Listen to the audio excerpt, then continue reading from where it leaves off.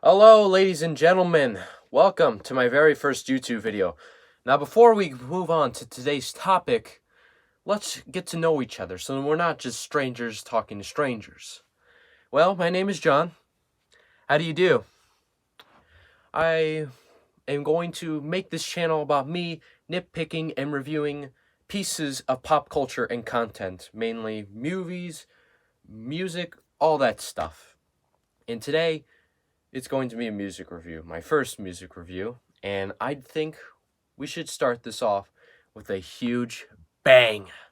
And what a fucking bang I have for you right now. From 1984, from the metal giants, Metallica, their second studio album, Ride the Goddamn Lightning. What do I have to say about this album? Everyone knows about this album. Even if they haven't even heard of it, they have at least seen the cover splattered all over Goodwill and Cole shirts. Now, let's talk about leading up to this album really quick before I discuss any of my opinions and discuss the songs further. This is, again, Metallica's second studio album, and, well, let's talk about their first briefly, just to give a little bit of a clarification, knowledge of this. So, Metallica in 1983 released their first album, Kill 'Em All, and since it was their first album, the production, it's not my cup of tea. It's very rough and raw, and with their sound being very thrash, it sounds like their most thrashiest album out there due to them being a thrash band and the production being very rough and raw. It's a great combo to form a great fucking thrash album. Now, leading up to this album, Cliff Burton, the band's bassist, taught the guitarist duo of James Hetfield and Kirk Emmett more about music theory, so it's not as the first album where they all just go and put it on a record. This time, the guitars sound more dignified and they can actually form harmonies, which is great. It's better than just, wham, as I said before. Now, let's talk about this fucking album. With James Hetfield on lead vocals and rhythm guitar, Kirk Emmett on lead guitar, Cliff Burton on bass guitar, and Lars Ulrich on drums. The original Metallica lineup. Now, let us discuss the album of today. This giant, terrific, enormous, no bullshit, whatever, fuck of an album. And we open with Fight Fire with Fire.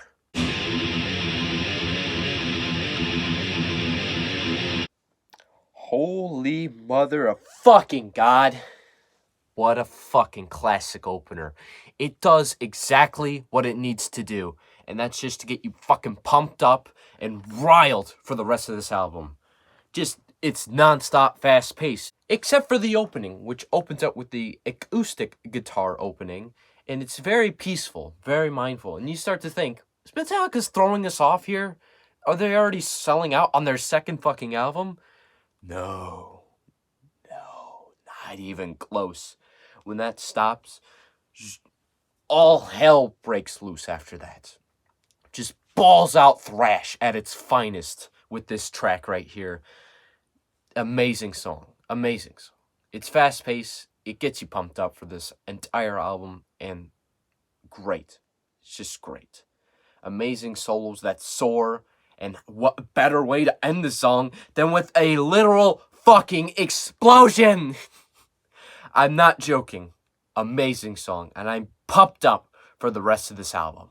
Now, as we move on to track number 2, the title track of this album, Ride the Lightning.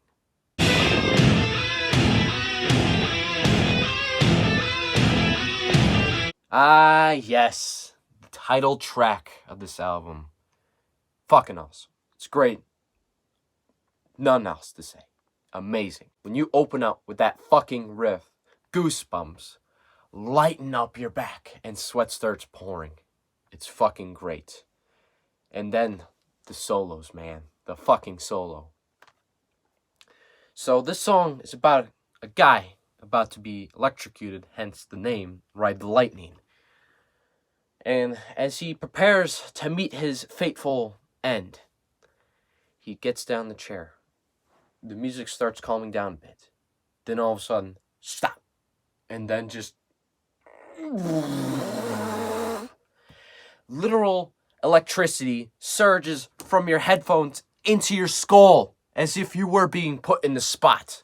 That's how fucking awesome this solo is.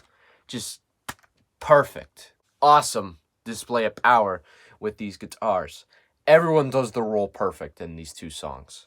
Now, how do you follow that up?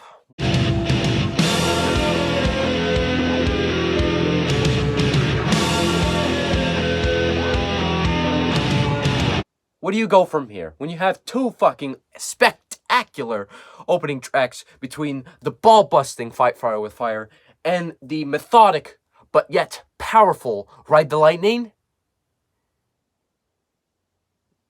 Well, you put For Whom the Bell Tolls then. Now, let's talk about For Whom the Bell Tolls. Track number 3 on this, ladies and gentlemen. Not a big fan. I'm going out front.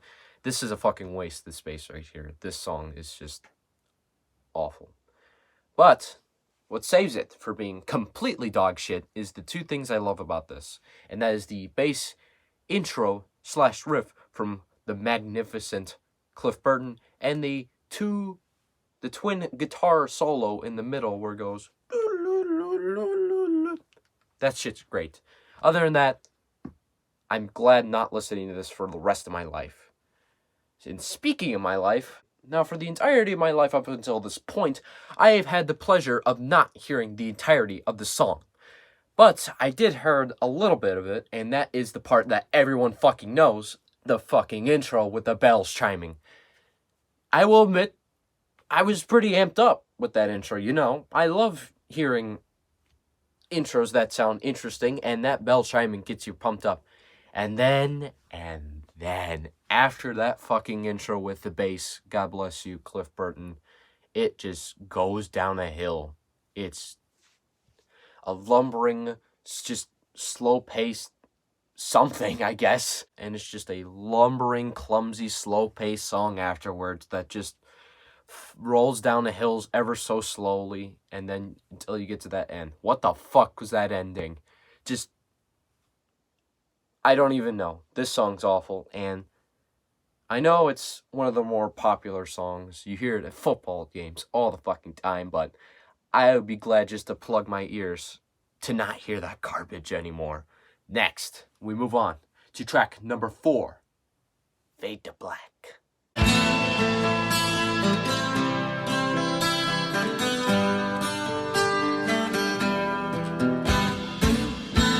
And now we start with the first of the many ballads that Metallica has produced, Fade to Black. Perfect. No other statement. Just perfect. With that beginning acoustic intro, it feels powerful. It plucks the strings to your heart. And then just building up until the fucking end. Amazing. This song tells the tale of a man contemplating suicide, and the lyrics, they're fine. They're passable. If you have great material, such as the musical element, it'll fucking make it 100% gold. And that's exactly what this song does. No bullshit. Just fucking straight into it. It's amazing. One of my favorite power ballads of all time. And it might be my favorite Metallica song of all time. I don't know. The first 2 tracks interchange with this all the time. It's just, they're that perfect. Amazing. And now we slow it way down with track number 5.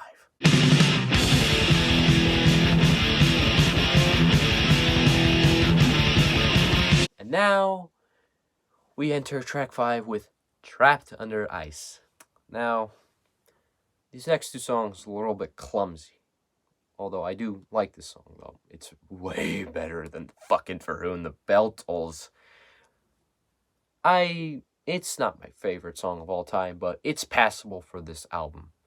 It's just a nice little thrill about a guy being trapped literally under ice. What else do you need? Do you want me to fucking read the whole entire dictionary?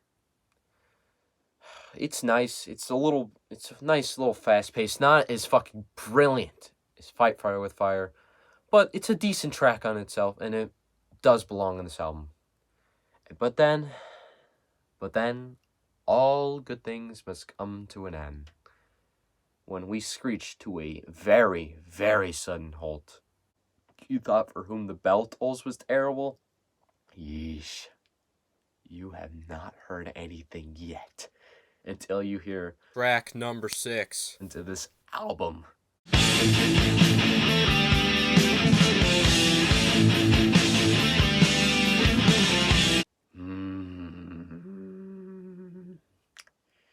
Escape, everybody. Escape. A song so fucking bad that Metallica only played this song fucking once. Once in their concert series. Imagine that. A track so fucking terrible they only played it once. But that explains how terrible this track is, folks. It's just a heaping pile of lit, flaming dog shit. And, it's just terrible. I'm guessing this is Metallica trying to put a commercial song into this because it sounds completely nothing like anything we heard up to this point. It sounds a little bit more radio friendly than before. Nothing redeemable about this song, though. It's awful, and that fucking ending as well with the fading out. Terrible. Fucking awful. Never listen to this song. Maybe only once. Once. Just to see how bad it gets. Other than that, stay away from the song for the rest of your life, because it will never satisfy you, ever. But with all thunderstorms, the light must shine through, and it shines through with track number 7, Creeping Death.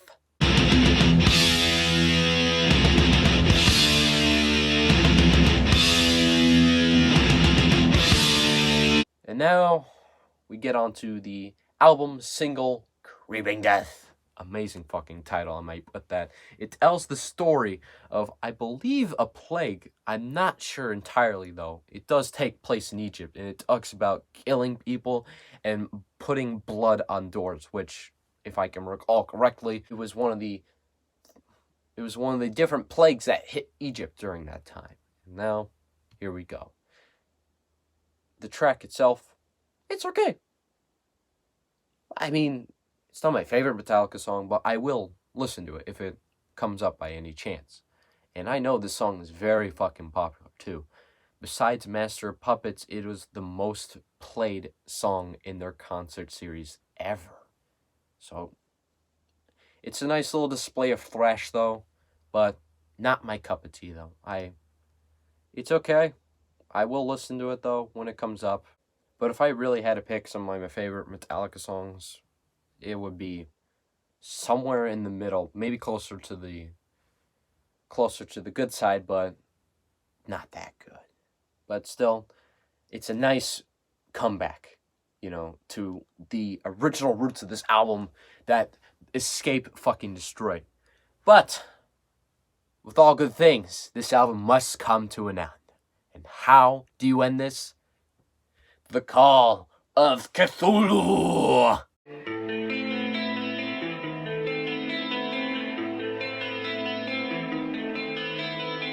Call of Cthulhu, spelled with a K instead of the traditional CT.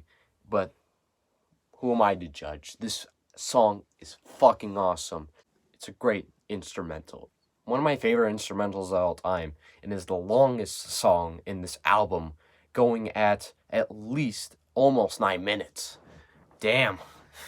And it's no tedious task listening to the song. It just flows through, and it's fucking amazing to listen to. From the haunting intro to just building up and building up and building up, and then the end. Fucking hell, the end. It's all good. Great song. A great way to finish this fantastic album.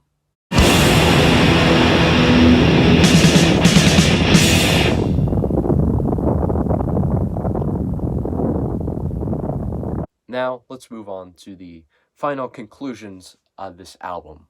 Clocking in at a total of 47 minutes, being Metallica's shortest album ever, surprisingly. It is a fucking easy listen to. I probably only have to listen to this album once. It was that easy to listen to. And some tracks, like maybe Escape and fucking Frozen.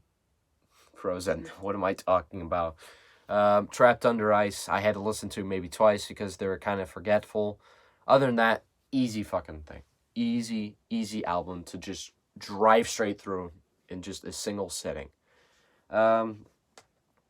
If I were to have to rank all these tracks from least to greatest, I probably have to go with, from least to greatest, of course, I probably have to go with Escape.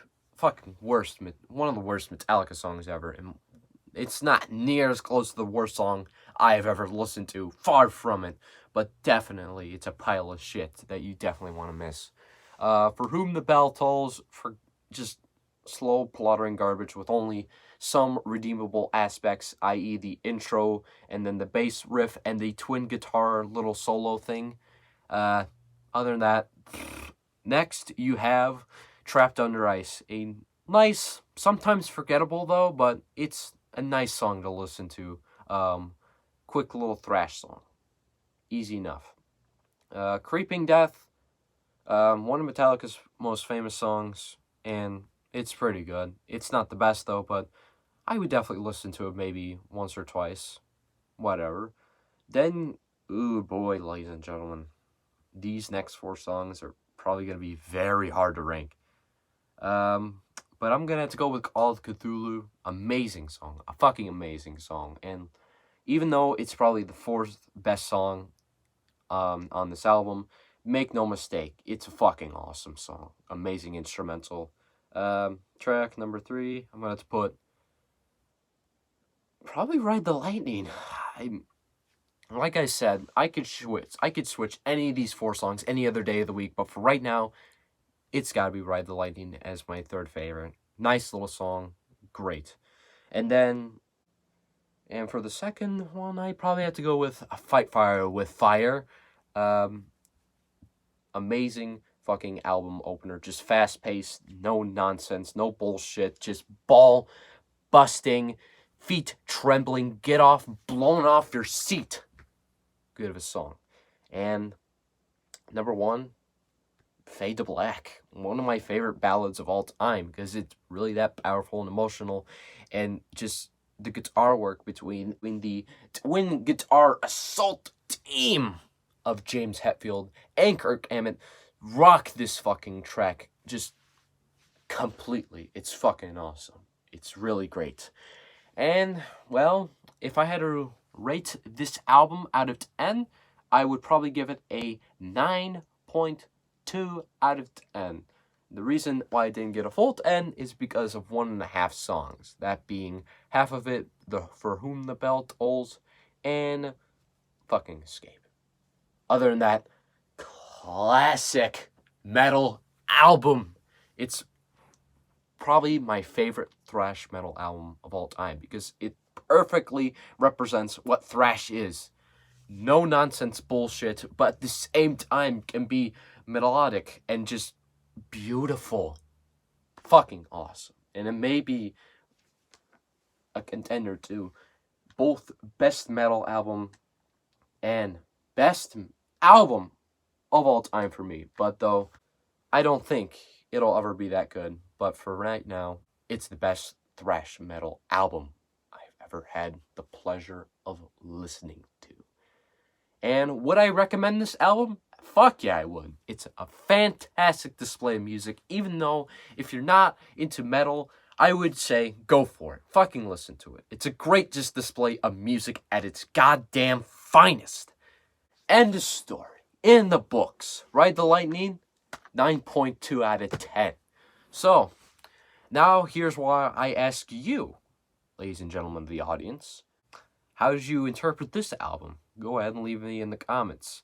If you like this video, like it. And if you dislike it, give it a fucking thumbs down, man. Because, whatever. I don't give a shit about your opinion in the end.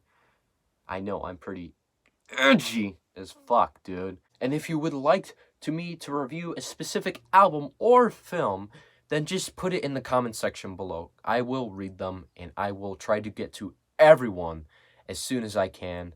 But that's it. That's it. This is John Anderer signing off. God bless America, and stay safe, ladies and gentlemen. Goodbye.